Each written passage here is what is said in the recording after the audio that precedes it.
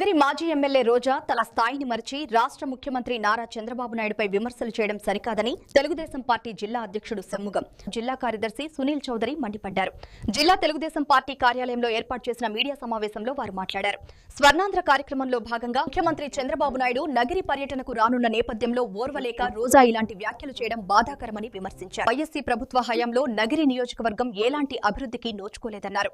YSC ప్రభుత్వంలో చిత్తూరు జిల్లాకు 3 మంత్రులు ఉన్నప్పటికీ జిల్లా అభివృద్ధి ఆమడ దూరంలోనే ఉండిపోయిందని తెలిపారు. ఇకనైనా విమర్శల పద్ధతిని మార్చుకుని బాధ్యతాయుతంగా వ్యవహరించాలని రోజాకు హితవు పలికారు. ఈ మీడియా సమావేశంలో జిల్లా తెలుగుదేశం పార్టీ కార్యాలయ కార్యదర్శి మోహన్ రాజుతో పాటు పలువురు పార్టీ నాయకులు పాల్గొన్నారు.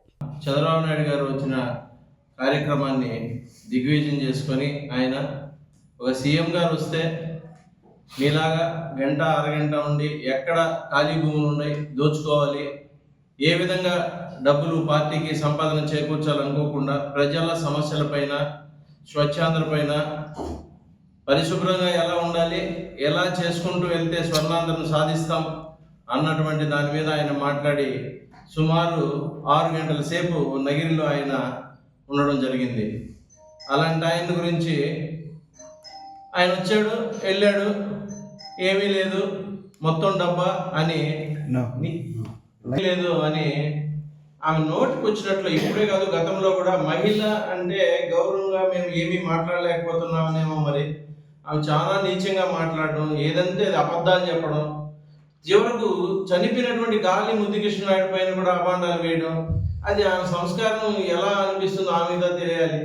మీరు అలా అయితే మీకు అంత డెవలప్మెంట్ మీరు చేసింటే నగిరిలో మీరు ఎందుకు ఓడిపోవాల్సి వచ్చిందో నాకు అర్థం కావడం లేదు.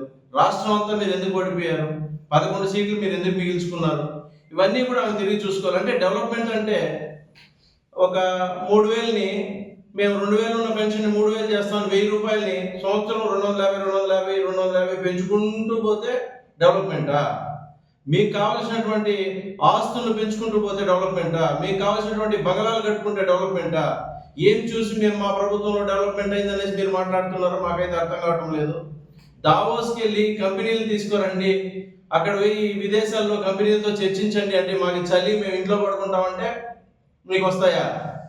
75 ఏళ్ళ వయసులో కూడా కేవలం ఆయన వేసుకున్న షర్టుతో దావోస్లో చలిగా ఉంటే కూడా ఎన్ని కార్యక్రమాలు చేశాడో మీరు లైవ్లో చూశారు, జనాలు చూశారు, మీరు కాదు. మీకు చూసినా సిగ్గుండదు, అది వేరే విషయం. మీరు ఎంతసేపు అయినా విమర్శించాలి, తక్కువ చేసి మాట్లాడి తప్పులు చెప్పాలి. ఈ బేసిక్ మీద వెళ్తారు కానీ డెవలప్మెంట్ గురించి మాట్లాడరు. మీరు నిజంగా డెవలప్మెంట్ గురించి మాట్లాడితే ఎక్కడెక్కడ మీరు బంగాళాలు కట్టుకోవాలో అక్కడక్కడ చూసుకుంటూ ఉంటారు. అంటే ల్యాండ్ యాక్ట్ తెచ్చి దానిపైన రీసర్వేలు పెట్టి రీసర్వేలో మీ బొమ్మలు వేసుకుంటే అది డెవలప్మెంటా?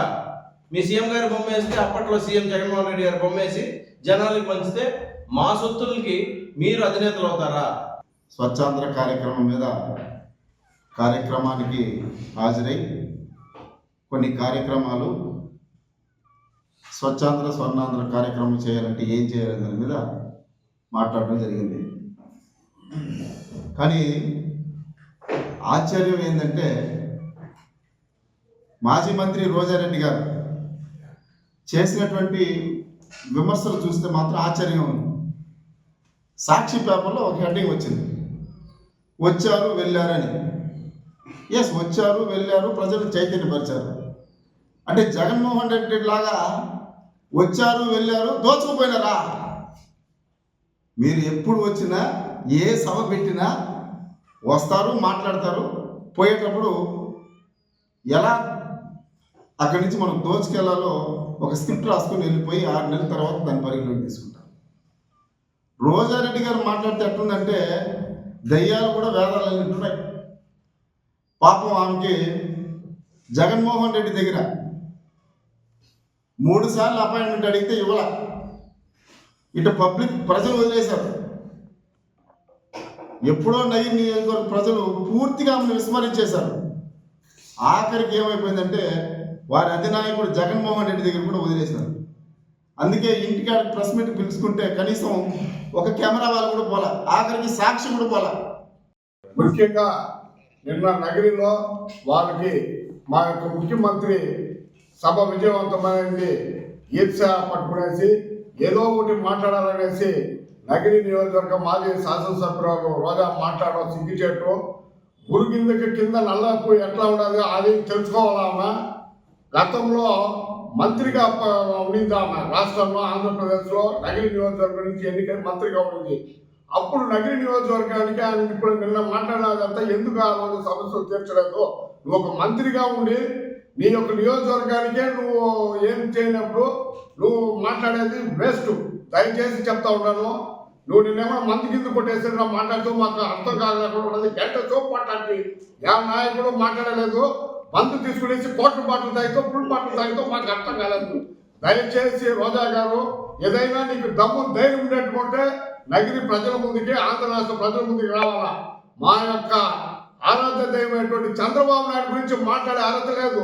ఆయన 24 గంటలు ఆంధ్ర రాష్ట్ర ప్రభుత్వానికి ఏమేమి సంక్షేమ పథకాలు తేవాలా, యా ఇండస్ట్రీ తేవాలా, యా జిల్లాకి ఏం చేయాలనేసి ఆయనకు అన్ని ఆరితేరినటువంటి వ్యక్తి. అట్లాంటి వ్యక్తి గురించి మాట్లాడేదానికి లేదు. ఆయన్ని 53 రోజులు మీరు జైల్లో అక్రమంగా ఆయన అరెస్ట్ చేస్తే ఇక్కడ కాదు దేశ విదేశాల్లో ఎంతమంది రోడ్లకు ఎక్కి ధర్నా చేస్తారో అది కూడా గుర్తుపెట్టుకోండి. మీరు చౌకు పారినటువంటి మాట్లాడద్దండి. మీరు గవర్నమెంట్నే అప్రూవ్ చేస్తే కూడా 1వ తేదీ అయితే జీతాలు ఇస్తా ఉన్నాం, పింఛన్లు ఇస్తా ఉన్నాం, సంక్షేమ పథకాలను ప్రవేశపెడతా ఉన్నాం. రోడ్లు గుర్తుల పైన రోడ్లు మీరు ఒక రోడ్డు గుర్తు కూర్చోని స్థితిలో ఉంటే కూడా మేము రోడ్లు చేస్తున్నాం, సంక్షేమ పథకాలు అమలు చేస్తూ ఉన్నాం.